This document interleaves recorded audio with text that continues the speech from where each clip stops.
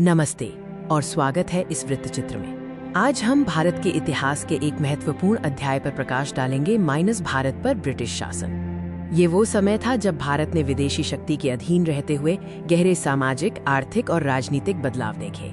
ये लगभग 2 शताब्दियों का इतिहास है। ब्रिटिश शासन की शुरुआत सीधे ताज से नहीं हुई थी, बल्कि एक व्यापारिक कंपनी से हुई थी, ईस्ट इंडिया कंपनी। 17वीं शताब्दी की शुरुआत में कंपनी व्यापार करने के इरादे से भारत आई, मुख्य रूप से मसाले, कपड़ा और अन्य कीमती सामान। उनका उद्देश्य लाभ कमाना था, शासन करना नहीं। 1757 में प्लासी का युद्ध एक निर्णायक मोड़ साबित हुआ। इस जीत ने कंपनी को बंगाल में राजनीतिक शक्ति प्रदान की और भारत में उनके प्रभुत्व की नींव रखी। 1858 में भारत का नियंत्रण ईस्ट इंडिया कंपनी से सीधे ब्रिटिश क्राउन को हस्तांतरित कर दिया गया। ये राज की शुरुआत थी। 1857 का विद्रोह, जिसे पहले स्वतंत्रता संग्राम के रूप में भी जाना जाता है, कंपनी के शासन के खिलाफ भारतीय असंतोष की परिणति थी। हालांकि इसे दबा दिया गया, लेकिन इसने ब्रिटिश नीतियों में बड़े बदलाव लाए। राज की स्थापना के साथ प्रशासन में बड़े बदलाव किए गए। वायसराय, जो महारानी के प्रतिनिधि थे, भारत के प्रमुख प्रशासक बन गए। ब्रिटिश शासन का एक मुख्य पहलू भारत का बड़े पैमाने पर आर्थिक शोषण था। नीतियां इस तरह बनाई गईं कि वे ब्रिटेन के हितों की पूर्ति करें।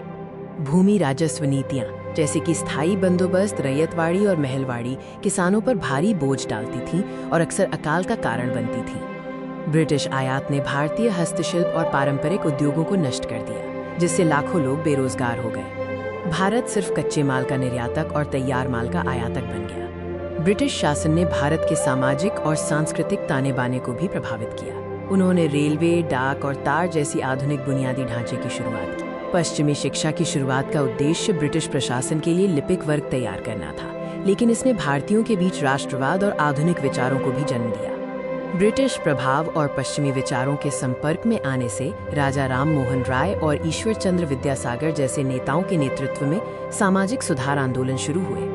19वीं सदी के उत्तरार्ध में ब्रिटिश नीतियों के खिलाफ संगठित प्रतिरोध शुरू हुआ, जिससे स्वतंत्रता संग्राम का जन्म हुआ। 1885 में भारतीय राष्ट्रीय कांग्रेस का गठन इस आंदोलन का एक महत्वपूर्ण चरण था। यह भारतीय नेताओं के लिए एक मंच बन गया।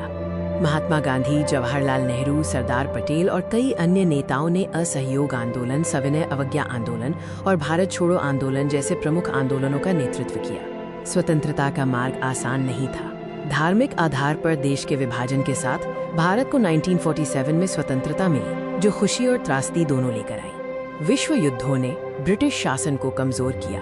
भारतीय सैनिकों ने ब्रिटिश युद्ध प्रयासों में महत्वपूर्ण भूमिका निभाई, जिसने स्वतंत्रता की मांग को और तेज किया। 15 अगस्त 1947 को भारत को स्वतंत्रता मिली, ब्रिटिश शासन का अंत हुआ और एक नए राष्ट्र का जन्म हुआ। ब्रिटिश शासन ने भारत पर एक अमिट छाप छोड़ी। इसकी विरासत में लोकतंत्र, कानूनी व्यवस्था और आधुनिक बुनियादी ढांचे शामिल हैं, लेकिन इसके साथ ही गरीबी और विभाजन का दर्द भी है। देखने के लिए धन्यवाद।